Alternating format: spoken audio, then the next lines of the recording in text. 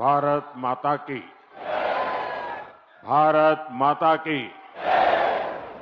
भारत माता की। उत्तराखंड के राज्यपाल गुरमत सिंह जी, यहां के लोकप्रिय और कर्मठ युवा मुख्यमंत्री पुष्कर सिंह धामी जी, केंद्रीय मंत्रिमंडल के मेरे साथी नितिन गडकरी जी, अजय टम्टा जी,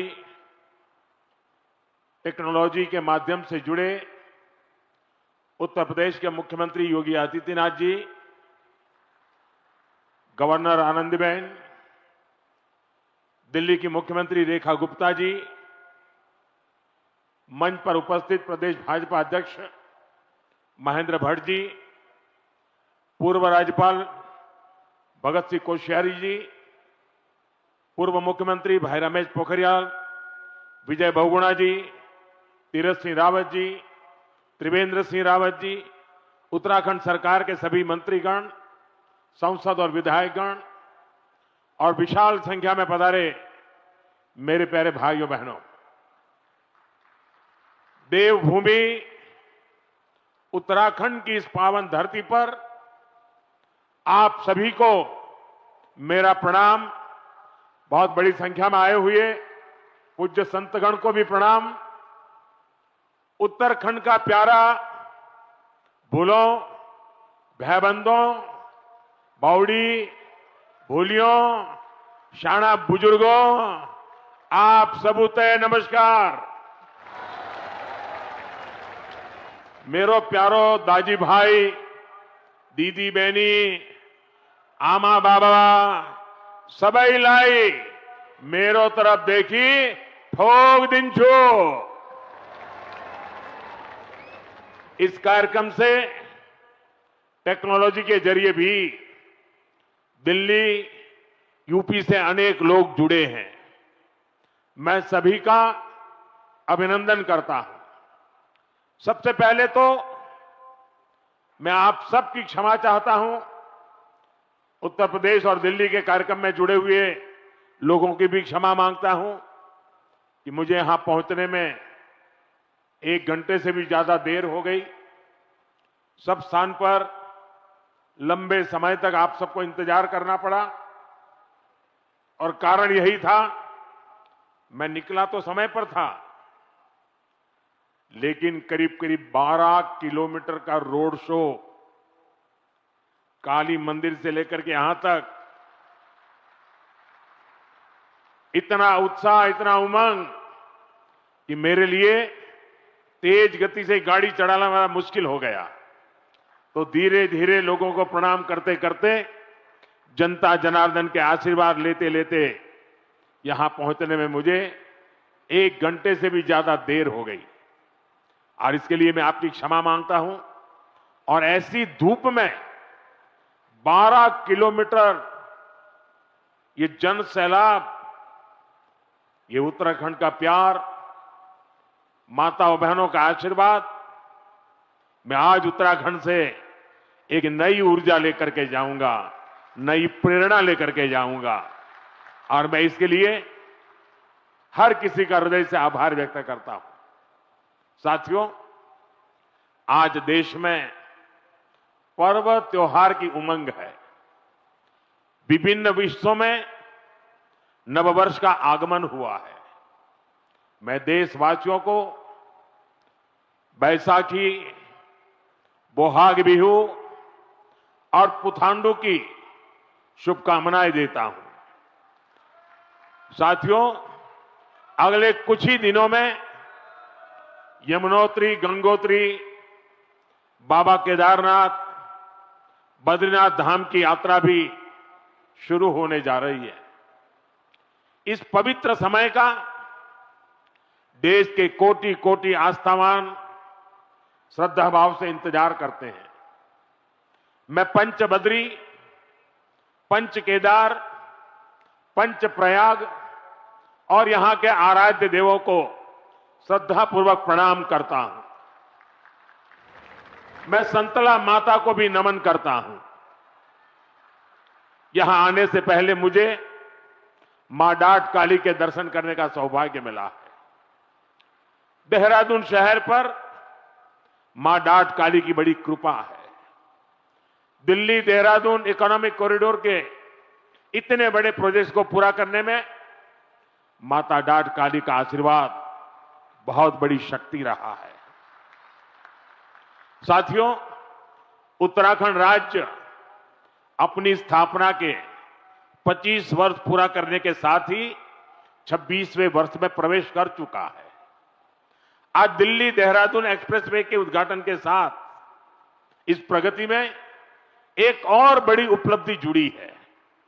आपको याद होगा, बाबा केदार के दर्शन के बाद मेरे मुंह से अनायास निकला था कि इस शताब्दी का तीसरा दशक उत्तराखंड का दशक होगा। मुझे बहुत खुशी है कि डबल इंजन सरकार की नीतियां और उत्तराखंड के लोगों के परिश्रम से ये युवा राज्य विकास के नए आयाम जोड़ रहा है। ये प्रोजेक्ट भी उत्तराखंड के विकास को नई गति देगा। इस एक्सप्रेसवे का बहुत बड़ा हिस्सा यूपी से होकर गुजरता है। इससे गाजियाबाद, बागपत, बड़ौद, शामली और सहारनपुर जैसे अनेक शहरों को भी बहुत फायदा होगा। टूरिज्म के लिहाज से यह प्रोजेक्ट बहुत अहम है। मैं पूरे देश को इस प्रोजेक्ट की बहुत बहुत बधाई देता हूं। साथियों, आज डॉक्टर बाबा साहब आंबेडकर की जयंती भी है। मैं बाबा साहब को कोटि कोटि देशवासियों की ओर से श्रद्धांजलि अर्पित करता हूं। बीते दशक में हमारी सरकार ने जो नीतियां बनाई, जो निर्णय लिए, वो संविधान की गरिमा को पुनर्स्थापित करने वाले रहे हैं। आर्टिकल 370 हटने के बाद आज पूरे देश में भारत का संविधान लागू है। जिन दर्जनों जिलों में माओवाद, नक्सलवाद खत्म हुआ है, वहां भी अब संविधान की भावना के अनुरूप काम हो रहा है। देश में समान नागरिक संहिता लागू हो, यह हमारे संविधान की अपेक्षा है। उत्तराखंड ने संविधान की इस भावना को आगे बढ़कर और उस भावना को आगे बढ़ाकर पूरे देश को राह दिखाई है। साथियों, बाबा साहब का जीवन गरीबों को, वंचितों को, शोषितों को न्यायपूर्ण व्यवस्था देने के लिए समर्पित था। हमारी सरकार आज उसी भावना के साथ हर गरीब, हर वंचित को सच्चा सामाजिक न्याय देने में जुटी है। और सामाजिक न्याय का एक बहुत बड़ा माध्यम देश का संतुलित विकास है। सबको सुविधा है, सबकी समृद्धि है। इसलिए ही बाबा साहब आधुनिक इंफ्रास्ट्रक्चर की, औद्योगिकरण की भरपूर वकालत करते थे।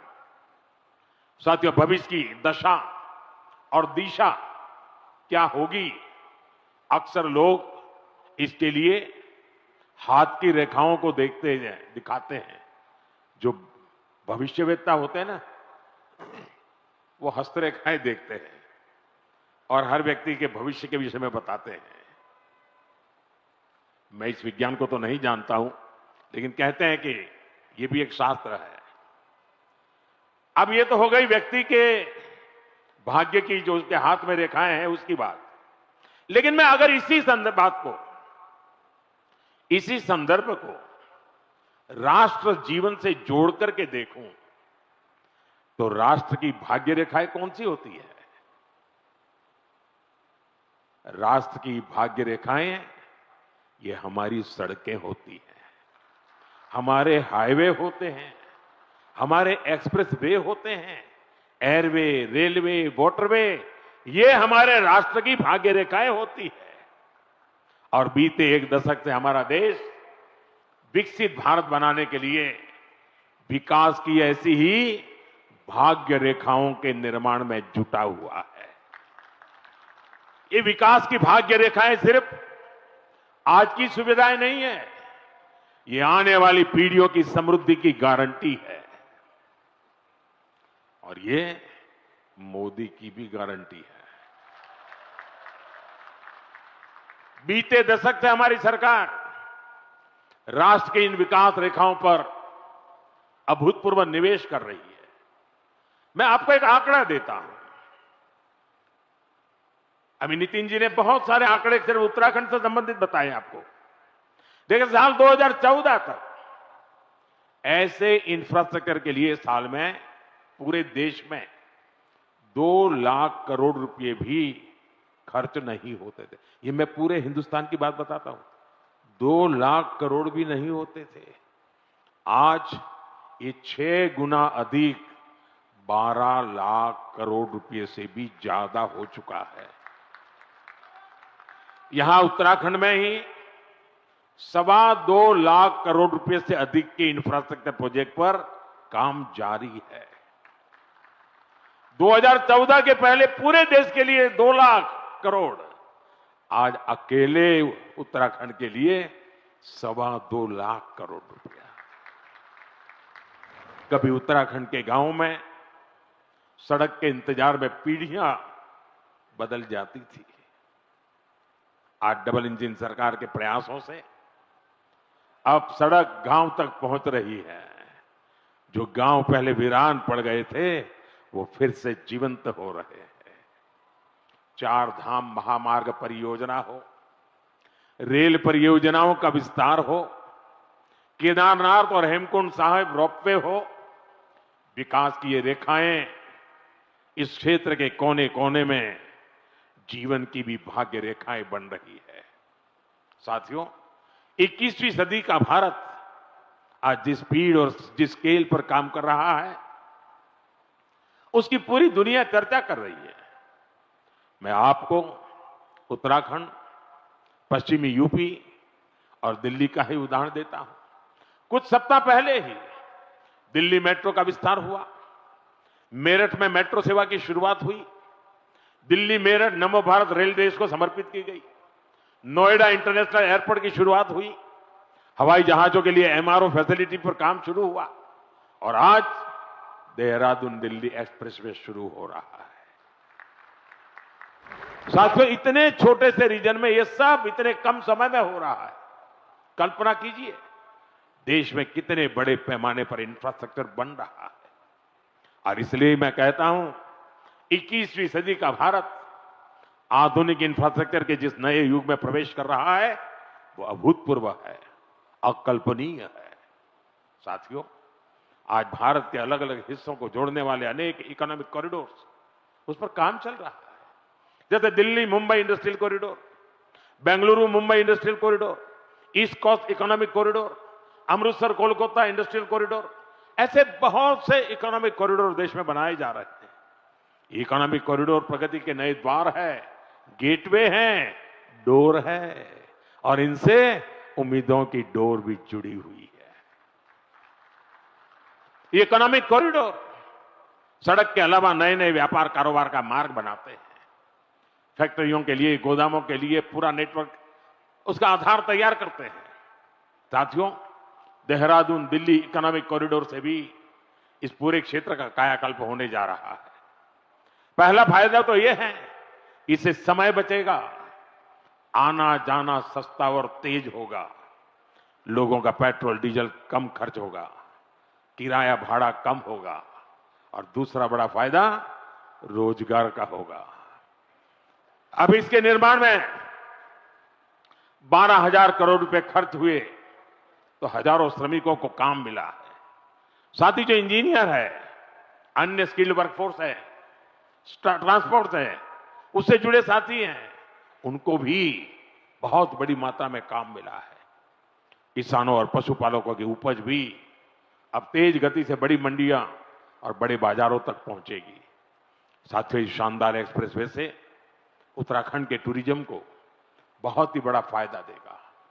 देहरादून, हरिद्वार, ऋषिकेश, मसूरी और 4 धाम यात्रा के लिए ये सबसे प्रमुख मार्ग बनेगा। और हम सभी जानते हैं, जब टूरिज्म का विकास होता है तो हर कोई कुछ न कुछ कमाता है।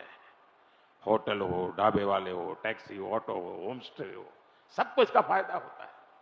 साथियों, मुझे खुशी है कि आज Uttarakhand winter tourism, winter sports और मेड इन इंडिया शादी के लिए बहुत बेहतरीन डेस्टिनेशन बनता जा रहा है। साथियों, उत्तराखंड की अर्थव्यवस्था के लिए बारहमासी पर्यटन बहुत जरूरी है और इसलिए मेरा सर्दियों में होने वाली धार्मिक यात्राओं को लेकर बहुत आग्रह रहा है और मुझे खुशी है कि हर साल इन यात्राओं में लोगों की संख्या बढ़ रही है। आपको याद होगा, मैं 2023 में आदि कैलाश और ओम पर्वत की यात्रा पर गया था। पहले बहुत जाता था, बीच में बिल्कुल जा नहीं पाया, कई वर्षों के बाद में गया और मुझे मुख्यमंत्री जी बता रहे थे, गवर्नर साहब बीच में आए, वो भी बता रहे थे कि 2023 में मैं वहां गया और उसके बाद बहुत बड़ी संख्या में श्रद्धालु वहां जा रहे हैं। पहले वहां कुछ सौ लोग ही सर्दियों में यात्रा के लिए जाते थे। साल 2025 में करीब करीब 40,000 से अधिक लोगों ने इन पवित्र स्थानों की यात्रा की। कभी 1,000 नहीं होते थे, अगर 40,000 पहुंचते हैं तो यहां के लोगों की रोजी रोटी की कितनी बड़ी ताकत आ जाती है। इसी तरह 2024 में शीतकालीन चारधाम यात्रा में करीब 80,000 श्रद्धालु आए थे। 2025 में यह संख्या 1.5 लाख पार कर चुकी है। साथियों, हम ऐसा विकसित भारत बनाने में जुटे हैं जहां प्रगति भी हो, प्रकृति भी हो और संस्कृति भी हो। और इसलिए आज होने वाले हर निर्माण को इन्हीं त्रिवेणी, प्रगति, प्रकृति और संस्कृति की त्रिवेणी, इन्हीं मूल्यों के आधार पर विकसित किया जा रहा है। इंफ्रास्ट्रक्चर से इंसानों को भी सुविधा हो और वहां रहने वाले वन्य जीवों को भी असुविधा न हो, यह हमारा प्रयास है। और इसलिए ही इस एक्सप्रेसवे पर करीब 12 किलोमीटर लंबा एलिवेटेड वाइल्ड लाइफ कॉरिडोर भी बनाया गया है। हाथियों को भी असुविधा न हो, इसका भी ध्यान रखा गया है। वैसे साथियों, मैं आज देश भर के सभी पर्यटकों और तीर्थयात्रियों से भी एक आग्रह करना चाहता हूं। हमारे पहाड़, ये वन क्षेत्र, ये देवभूमि की धरोहर, ये बहुत ही पवित्र स्थान है। ऐसे स्थानों को साफ सुथरा रखना ये हम सभी का कर्तव्य है, यहां रहने वालों का भी और यात्री के रूप में आने वालों का भी। इन इलाकों में प्लास्टिक की बोतलें, कूड़े कचरे का ढेर, ये देवभूमि की पवित्रता को ठेस पहुंचाता है। इसलिए बहुत आवश्यक है कि हम देवभूमि के इन स्थलों को, हमारे इन तीर्थ स्थलों को स्वच्छ रखें, सुंदर रखें। साथियों, अगले वर्ष हरिद्वार में कुंभ का भी आयोजन होना है। हमें आस्था के संगम को दिव्य, भव्य और स्वच्छ बनाने में कोई कोर कसर बाकी नहीं छोड़नी है। साथियों, उत्तराखंड में नंदा देवी राज जात यात्रा भी होती है। यह आस्था का उत्सव तो है ही, यह हमारी सांस्कृतिक चेतना का भी जीवंत उदाहरण है, जहां मां नंदा को बेटी मानकर पूरे सम्मान के साथ विदा किया जाता है। इस यात्रा में बहनों बेटियों की भागीदारी इसे विशेष बनाती है। मैं मां नंदा को प्रणाम करते हुए देश भर की बहनों बेटियों को भी विशेष संदेश देना चाहता हूं। विकसित भारत के निर्माण में आपकी बहुत बड़ी भूमिका है। इस देश की बेटियों की, देश की माताओं की, बहनों की बहुत बड़ी भूमिका मैं देख रहा हूं।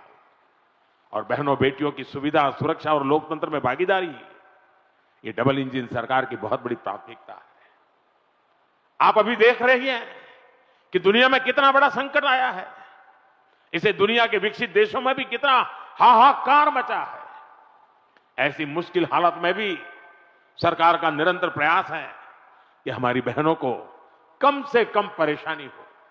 साथियों, बहनों बेटियों की भागीदारी का एक और महत्वपूर्ण पड़ाव अब देश के सामने है। 4 दशकों के इंतजार के बाद संसद ने नारी शक्ति वंदन अधिनियम पारित किया था। इससे विधानसभा और लोकसभा में महिलाओं के लिए 33% आरक्षण तय हो गया। सभी दलों ने आगे आकर इस महत्वपूर्ण कानून को समर्थन दिया। अब महिलाओं को ये जो हक मिला है ना, इस हक को लागू करने में देर नहीं होनी चाहिए।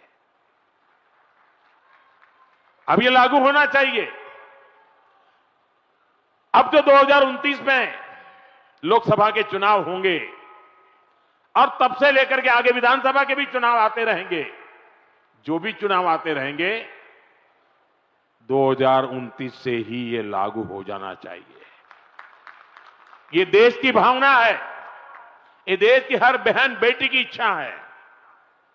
मातृशक्ति की इस इच्छा को नमन करते हुए 16 अप्रैल से संसद में विशेष चर्चा तय की गई है। देश की बहनों बेटियों के हक से जुड़े इस काम को सभी राजनीतिक दल मिलकर के सर्वसम्मति से आगे बढ़ाएं, उसको पूरा करें। और मैंने आज देश की सभी बहनों के नाम एक खुला पत्र लिखा है। सोशल मीडिया में शायद ये मेरा पत्र आप तक पहुंचा होगा। हो सकता है टीवी और अखबार वाले भी इस पत्र का जिक्र करते होंगे। मैंने बड़े आग्रह के साथ देश की माताओं बहनों को इस कार्य में भागीदार बनने के लिए निमंत्रित किया है। मुझे पक्का विश्वास है कि पत्र मेरे देश की माताएं बहनें जरूर पढ़ेगी, एक एक शब्द पर मनन करेगी और इतना बड़ा पवित्र कार्य करने के लिए 16, 17, 18 को संसद में आने वाले सभी सांसदों को उनके आशीर्वाद भी मिलेंगे। मैं आज देवभूमि से देश के सभी दलों से फिर अपील करूंगा कि नारी शक्ति वंदन अधिनियम में संशोधन का जरूर समर्थन करें। 2029 में हमारे देश की 50% जनसंख्या हमारी माताएं बहनें, हमारी बेटियां, उनको उनका हक हम देके रहे। साथियों, मैं उत्तराखंड आऊं और फौज की बात ना हो तो बात अधूरी ही रहती है। मैं गढ़ी कैंट, ये सभा स्थल, ये उत्तराखंड के महान सैन्य परंपरा का प्रमाण है। यहां पास ही देश की रक्षा सुरक्षा से जुड़े कई संस्थान हैं। 1962 की लड़ाई में शहीद जसवंत सिंह जी रावत जी के शौर्य को देश कभी भुला नहीं सकता। साथियों, सेना के सामर्थ्य को सशक्त करना हो या हमारे सैनिक परिवारों की सुविधा और सम्मान हो, हमारी सरकार इसके लिए निरंतर प्रयासरत है। वन रैंक वन पेंशन के माध्यम से हमारी सरकार ने अब तक करीब 1.25 लाख करोड़ रुपए पूर्व फौजियों को उनके खाते में जमा कर दिए हैं। उत्तराखंड के भी हजारों परिवारों को इसका लाभ मिला है। इसके अलावा इस वर्ष पूर्व फौजियों के लिए हेल्थ स्कीम का बजट भी 36% बढ़ाया गया है। 70 वर्ष और इससे अधिक के एक्स सर्विसमैन के लिए दवाइयों की डोर स्टेप होम डिलीवरी भी शुरू की गई है। पूर्व फौजियों के बच्चों की एजुकेशन ग्रांट भी डबल की गई है और बेटियों के विवाह के लिए जो सहायता मिलती है उसको भी 50,000 से बढ़ाकर 1 लाख रुपए किया गया है। साथियों, देशभक्ति, देवभक्ति और प्रगति, ऐसे हर आयाम को जोड़ते हुए हमें देश को विकसित बनाना है।